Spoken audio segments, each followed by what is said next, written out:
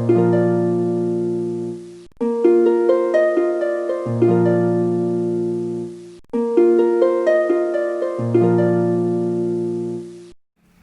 बच्चों, Zenith mathematics classes Hemra road Begusarai में आपका स्वागत है। बच्चों, आज हम इस वीडियो में चर्चा करेंगे इंटीग्रल कैलकुलस के बारे में। कैलकुलस का जैसा कि हमने बताया था 3 पार्ट होता है। यहाँ पर जो है डिफरेंशियल कैलकुलस, इंटीग्रल कैलकुलस और डिफरेंशियल इक्वेशन 3 पार्ट्स है। तो आज हम चर्चा करेंगे इंटीग्रल कैलकुलस पे। Integral calculus. इंटीग्रल कैलकुलस बच्चों 2 पार्ट में होता है।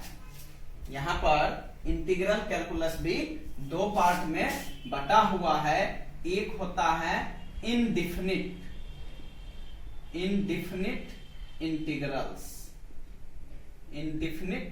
इंटीग्रल्स और दूसरा होता है डिफिनिट इंटीग्रल्स।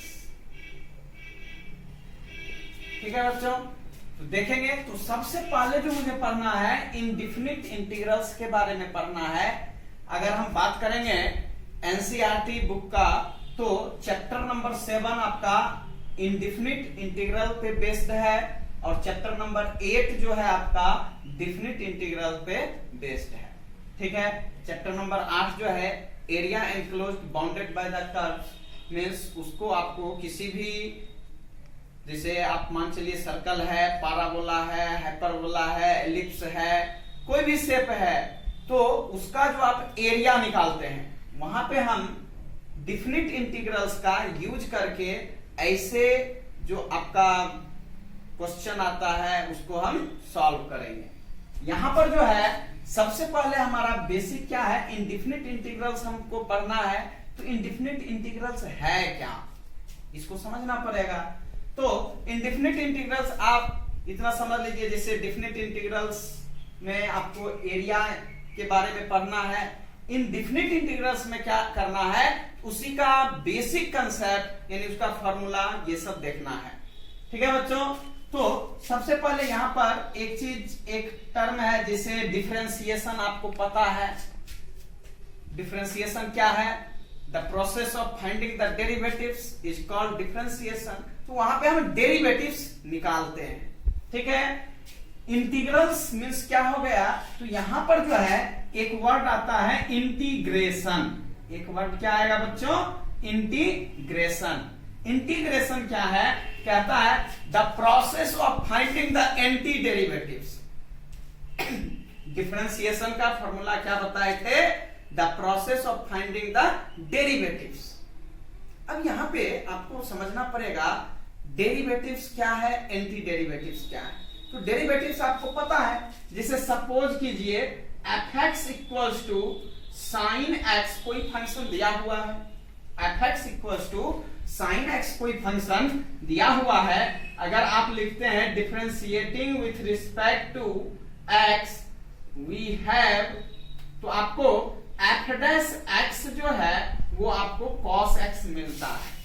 ठीक है बच्चों। तो यहां पर f डैश x जो है वो क्या है, डेरिवेटिव्स ऑफ fx।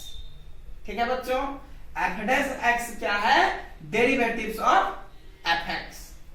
तो यहां पर डेरिवेटिव्स क्या है, आप पढ़े हैं, समझे हैं। एंटी डेरिवेटिव्स क्या है, सबसे पहले इस बात को हम समझ लेंगे। एंटी डेरिवेटिव्स और प्रिमिटिव्स। ये क्या है, एंटी डेरिवेटिव्स और प्रिमिटिव्स, इसको हम कैसे निकालते हैं, ये होता क्या है। तो इसका सिंपल कंसेप्ट है एंटी। जब आप बोलचाल की भाषा में यूज करते हैं, कोई आपका फ्रेंड है, आपके सपोर्ट में जो रहता है ना, और एक होता है कि जो आपके हमेशा अगेंस्ट में रहता है, उसको कहते हैं ना एंटी। वो हमारा एंटी है। एंटी यानी विरोधी है, विपक्ष में है। ठीक है। उसी तरह से यहां पर एंटी वर्ड लग चुका है, डेरिवेटिव्स समझ में आ चुका है, एंटी डेरिवेटिव्स यानी ठीक उसका विपरीत, उल्टा। आप समझ सकते हैं एंटी यानी क्या हो गया, विपरीत, उल्टा। तो यहां पर ठीक इसका उल्टा हो जाएगा, यानी जो डेरिवेटिव है उसका एंटी डेरिवेटिव क्या होगा। तो बिल्कुल सिंपल कंसेप्ट है, यहां पर साइन एक्स का डेरिवेटिव अगर कॉस एक्स है तो कॉस एक्स का एंटी डेरिवेटिव क्या हो जाएगा बच्चों, साइन एक्स। बिल्कुल सिंपल है, साइन एक्स का डेरिवेटिव कॉस एक्स है तो कॉस एक्स का एंटी डेरिवेटिव क्या होगा, साइन एक्स होगा। ठीक है बच्चों, इसका एक हम डिफिनीशन कर सकते हैं, एंटी डेरिवेटिव्स और प्रिमिटिव्स, इसका आप एक डिफिनीशन कर सकते हैं। क्या हो जाएगा बच्चों, तो देखेंगे a function fx is a function, देखेंगे बच्चों, a function fx is called primitive और एंटी डेरिवेटिव और integral of a function gx if f dash x equals to gx। कहने का मतलब क्या हुआ, आप समझिए बात को। यहां पर fx equals to sine x दिया हुआ है, fx equals to sine x है और f डैश x निकाल चुके हैं cos x। f dash x क्या निकाल चुके हैं, cos x।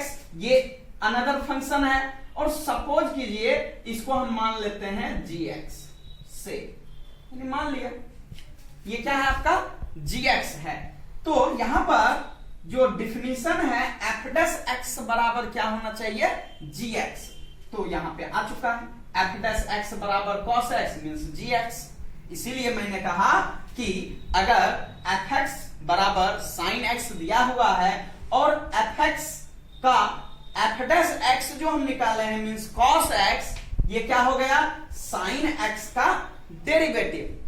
cos x is the derivative of sin x and sin x is the anti-derivative of cos x। यानी sin x का डेरिवेटिव cos x है तो cos x का anti derivative क्या है बच्चों, sin x। मुझे लगता है आप समझ चुके हैं। प्रिमिटिव भी इसको बोलते हैं, एंटी डेरिवेटिव भी बोलते हैं और इसी का एक दूसरा नाम इंटीग्रल भी है। हमने यहाँ पे यूज किया था इंटीग्रल कैलकुलस। तो इंटीग्रल क्या है अब आप क्लियर हो चुका है और भी क्लियर हो जाएगा। तो यहाँ पे हम देखेंगे बच्चों, सबसे पहले इंटीग्रेशन, जिसे हमने बताया था डिफरेंशिएशन क्या है, the process of finding derivative. The process of finding the derivatives is called differentiation. Same to same यहां पर क्या हो जाएगा, हमने ये एंटी डेरिवेटिव निकाल लिया है तो एंटी डेरिवेटिव निकालने का मतलब क्या हुआ बच्चों, तो यहां पर जो है आप कह सकते हैं कि ये निकालने का जो प्रोसेस होगा उसी को हम क्या कहते हैं, इंटीग्रेशन कहते हैं। आप चाहें तो यहां पे इंटीग्रेशन का डिफिनीशन लिख सकते हैं। इंटीग्रेशन का डिफिनीशन क्या हो जाएगा बच्चों, तो लिखेंगे the process of finding the anti derivatives। The process of finding the anti-derivatives is called integration। ठीक है बच्चों, हम आगे देखेंगे, आप इस डिफिनीशन को उतार सकते हैं। देखेंगे बच्चों, इनडिफिनिट इंटीग्रल्स का डिफिनीशन क्या है, late fx be a function then the family of all its anti-derivatives or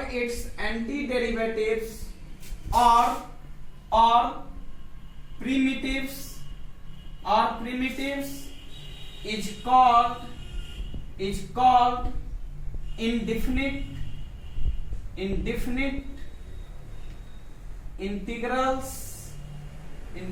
integrals of fx।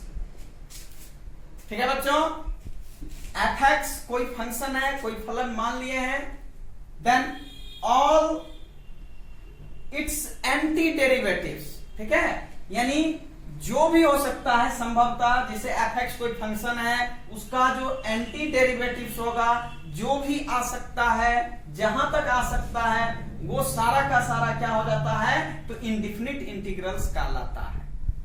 ठीक है, आगे और भी क्लियर होगा। सबसे पहले हम इसका सिंबल देख लेते हैं, लिखेंगे it is denoted by, it is denoted by, denoted by, it is denoted by, यहां पर जो है बच्चों, यहां पर थोड़ा सा आप देखेंगे इंटीग्रेशन का मतलब क्या होता है, कि इसका एक साइनो होता है समेशन, समेशन आप वर्ड जानते हैं, समेशन, समेशन मीन्स क्या होता है, जोड़ना, समेशन मीन्स जोड़ना, किसी भी चीज को हम जोड़ते हैं। तो समेशन जो हम लिखते हैं, समेशन का फर्स्ट लेटर एस जो है, एस को जब आप थोड़ा सा बड़ा करते हैं, एस को जब आप थोड़ा सा, सपोज कीजिए इसको आप जूम आउट करेंगे, इसको और थोड़ा सा खींचेंगे, तो क्या हो जाएगा, कुछ इस टाइप का शेप बनता है। तो वहीं से इंटीग्रेशन का आप कह सकते हैं ये ऑपरेटर भी है एक प्रकार से, जैसे डिफरेंशिएशन के लिए हमने बताया था कि ये आपका क्या है, ऑपरेटर है। Same to same, same to same यहां पर ये जो है, ये आपका ऑपरेटर का काम करता है।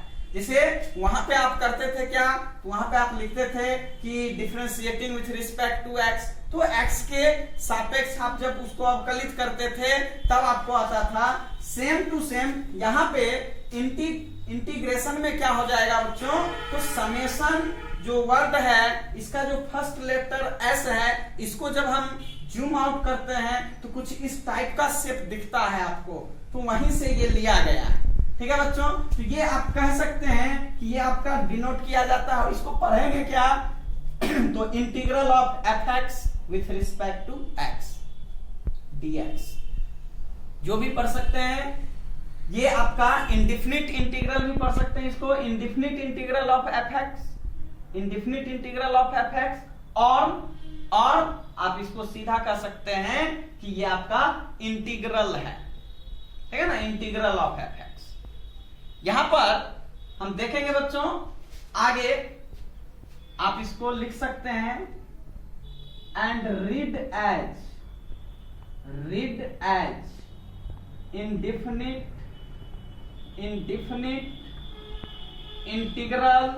Indefinite integral of f x with respect to dx, indefinite integral of f x with respect to dx, और सिंपली आप इसको x भी लिख सकते हैं, हम x लिखेंगे। ठीक है बच्चों, देखें बच्चों, लिखते हैं let f x be a function, f x be a function. अब इस फंक्शन को आप डिफरेंशिएट अगर करते हैं 10 डी ओवर डी एक्स, ये कैपिटल एफ एक्स है, और आप इसमें कोई कांस्टेंट ऐड कर लीजिए। सपोज कीजिए हम मान लेते हैं यहीं पे सी कर देते हैं, plus c, f x plus c be a function. तो यहां से सपोज कीजिए ये आपका क्या आता है, स्मॉल एफ एक्स, क्या आ गया, small f x, implies that आप यहां से लिख सकते हैं f x d x equals to f x plus c. कहिएगा क्यों, आपको पता है इस फंक्शन का डेरिवेटिव्स एफ एक्स है, इस फंक्शन का डेरिवेटिव्स एफ एक्स है, मींस एफ एक्स का एंटी डेरिवेटिव, तो इसके लिए आपको ये सिंबल का यूज करना होता है। ठीक है बच्चों, तो इसलिए हमने यहां पे क्या किया, सिंबल का यूज कर लिया, तो एफ एक्स डी एक्स बराबर मिल गया आपको एफ एक्स प्लस सी। यहां पर ये सी क्या है, ये सी आपका क्या है, इसको हम कहते हैं constant of integration. Here c is called constant of integration, constant of integration. ठीक है बच्चों, जिस फंक्शन का इंटीग्रेट करना होता है, जिस फंक्शन का इंटीग्रेट करना होता है, मींस यहां पर जो स्मॉल एफ आपको दिख रहा है, ये आपका क्या कहलाता है, इंटीग्रेंड। यानी इस फंक्शन को हम क्या कहेंगे, इंटीग्रेंड। और जो फंक्शन यहां आरएचएस में आपको कैपिटल एफ दिख रहा है, ये आपका क्या होता है, इंटीग्रल्स। ये आपका इंटीग्रल्स है, इंटीग्रल्स। और इसी को आप कहते हैं एंटी डेरिवेटिव्स। ठीक है बच्चों, यहां पर x क्या है, x क्या है, वेरिएबल ऑफ इंटीग्रेशन। इस x को आप कह सकते हैं variable of integration, variable of integration.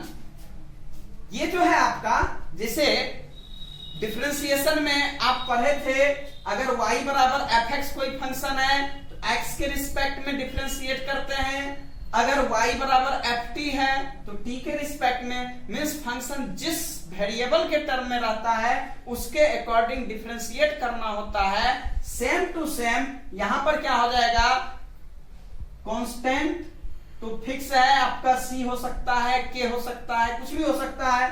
यहां पर c k अननोन क्वांटिटी है, आपको पता है कांस्टेंट भी दो प्रकार का होता है, एक आर्बिट्रेरी कांस्टेंट होता है, स्वच्छ अचर जिसको बोलते हैं, वो क्या होता है, तो समटाइम्स वो वेरिएबल जैसा ट्रीट करता है। तो इसलिए यहां पर c का वैल्यू जो है वो मुझे पता नहीं है क्या होगा, अपने मन से रखे हैं। c का वैल्यू क्या होगा एग्जैक्ट फिक्स नहीं है, इसलिए हम इसको इंडिफिनिट बोले हैं।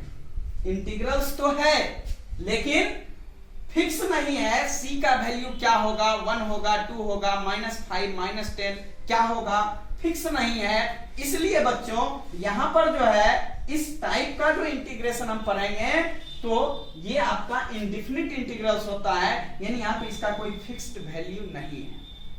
वही बात जब हम डिफिनिट इंटीग्रल्स की करेंगे तो एग्जैक्ट एक फंक्शन का एक ही आएगा। जैसे कि डिफिनीशन में हमने लिखा है कि the family of all its anti derivatives. All its anti derivatives का मतलब क्या हो गया, तो वही कि एक फंक्शन का ढेर सारा आएगा, एक फंक्शन का ढेर सारा आएगा। जैसे सपोज कीजिए किसी व्यक्ति का शादी हो चुका है, 4 बच्चे हो चुके हैं, तो फिक्स है, उसका फिक्स हो गया कि उसके फैमिली में 4 उसका बेटा बेटी है। लेकिन सपोज कीजिए अगर कोई अनमैरिड है, अगर कोई अनमैरिड है, उसके बारे में आप क्या कह सकते हैं, वो फिक्स नहीं है, 1 भी हो सकता है, 2 भी हो सकता है, 4 भी हो सकता है, कुछ भी हो सकता है, समझ सकते हैं। Same to same definite integrals क्या है, उसमें एकदम फिक्स है, एक ही वैल्यू आता है। लेकिन यहाँ पे क्या है, family of all its anti derivatives, यानी कि यहाँ पे ढेर सारा आपका आएगा, ठीक है, जो कि फिक्स नहीं है, इसलिए हम इसको इनडिफिनिट इंटीग्रल्स कहते हैं। ठीक है बच्चों, pause the video and note it down. देखेंगे बच्चों फंडामेंटल इंटीग्रेशन फॉर्मूलाज। अब यहां पर जिसे हमने डिफरेंशिएशन का कुछ बेसिक फॉर्मूला लिखाया था, सेम टू सेम इंटीग्रेशन का भी कुछ बेसिक फॉर्मूला होता है, उसको हम लिखेंगे। जैसे आपको पता है we know that d/dx fx plus c equals to fx implies that dx, integral of f x d x equal to f x plus c, ये होता है। अभी तुरंत हमने लिखा है इसको, इस बात को समझे हैं बच्चों। तो यहां पर जो है इस कंसेप्ट का यूज करके हम देखेंगे फॉर्मूला, कुछ बेसिक फॉर्मूला है उसको हम देखेंगे। जैसे कि यहां पे बच्चों हम कुछ डिफरेंशिएशन का फॉर्मूला ले लेंगे। देखेंगे बच्चों, इधर हम एक तरफ से डिफरेंशिएशन का फॉर्मूला लिखेंगे और ठीक इसके अपोजिट में यहां पे इंटीग्रेशन का फॉर्मूला तैयार करेंगे। कैसे? तो आपको पता है, बिल्कुल बेसिक कंसेप्ट याद रखिए। हमने बताया है 6 trigonometric function, 6 inverse trigonometric function, algebraic function, logarithmic function, exponential function. कम से कम इतना आप बिल्कुल माइंड में सेट रखिए। तो उसी के अकॉर्डिंग सबसे पहले हम ट्रिगोनोमेट्रिक फंक्शन का देखेंगे। जैसे कि आपको पता है d over d x as sine x equals to क्या होता है बच्चों? cos x। तो यहां से आपको पता है cos x dx, same to same आपको पता है, जो यहां रहता है उसी को यहां पे लिखा जाता है। cos x dx equal to क्या हो जाएगा बच्चों? ये तो sin x आएगा ही आएगा, और साथ में आपको क्या करना है? c को जोड़ना होता है। क्यों? क्योंकि ये अपने मन से आर्बिट्रेरी कांस्टेंट है, जो कि आपका कांस्टेंट ऑफ इंटीग्रेशन होता है। ये बिल्कुल नेसेसरी है, इसको आपको लगाना ही पड़ेगा। अगर नहीं लगाते हैं आपका रॉन्ग हो जाएगा। ठीक है बच्चों, सेम टू सेम हम देखेंगे d over d x cos x equal to minus sine x होता है। Therefore sine x d x equals to, यहां से इस माइनस को हम इधर ट्रांसफर कर लेंगे बच्चों, तो minus cos x plus c हो जाएगा। ठीक है बच्चों। तीसरा d over d x tan x equals to, ये आपका होता है sec square x. Therefore integral of sec square x dx equals to क्या हो जाएगा? टेन एक्स प्लस सी।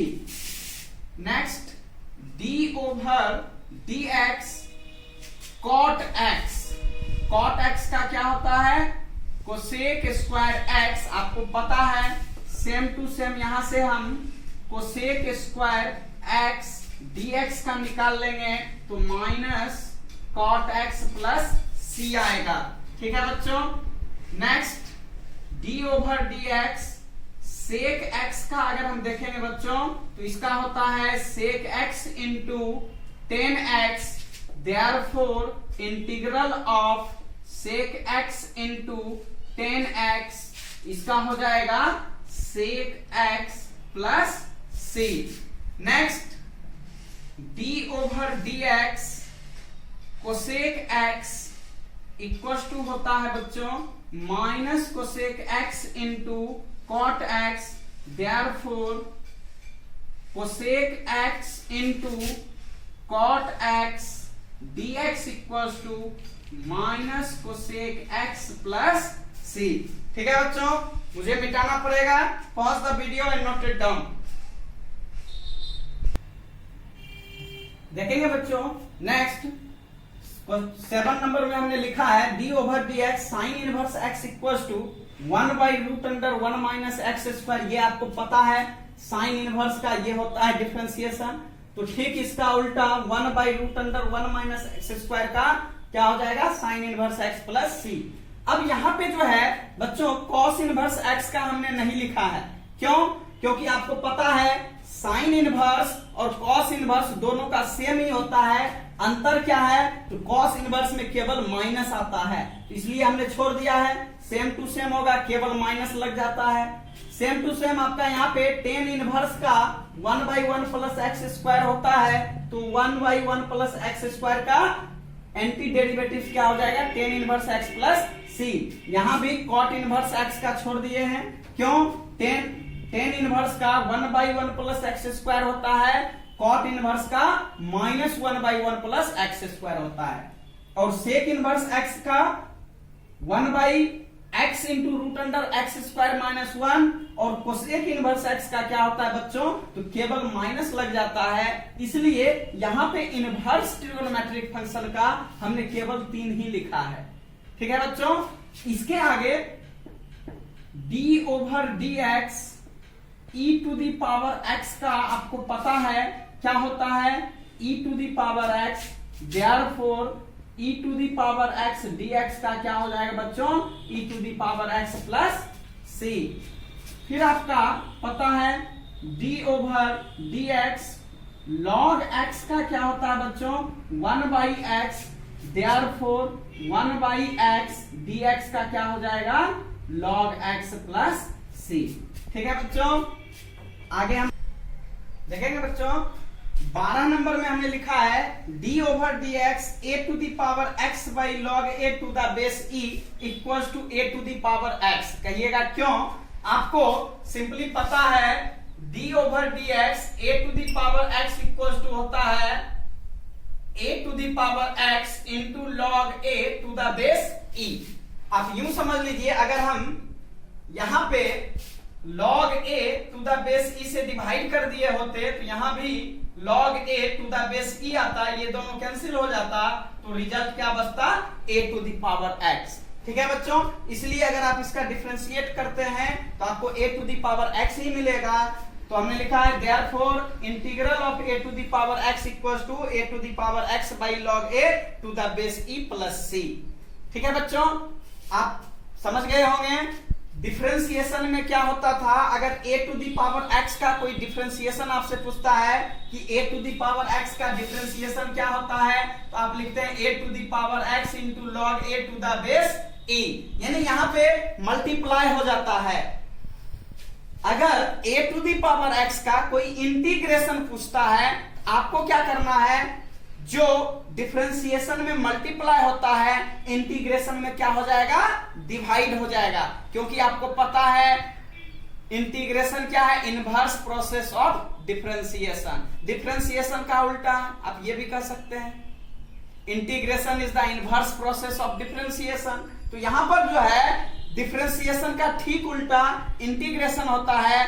तो आपको पता है कुछ लोग ऐसे होते हैं जो ठीक उल्टा काम करते हैं, ठीक है ना, तो इसलिए यहां पर जो है ठीक उल्टा जाएगा। डिफरेंशिएशन में अगर कोई टर्म मल्टीप्लाई होता है तो वही चीज इंटीग्रेशन में क्या हो जाता है, डिवाइड के टर्म में आता है। ठीक है बच्चों, next d over d x log sine x. Log sine x का डिफरेंशिएशन आपको पता है 1 बाई साइन एक्स, और साइन एक्स का कॉस, कॉस बाई साइन क्या मिलता है, कॉट एक्स। तो cot x का इंटीग्रेशन क्या हो जाएगा, log sin x plus c।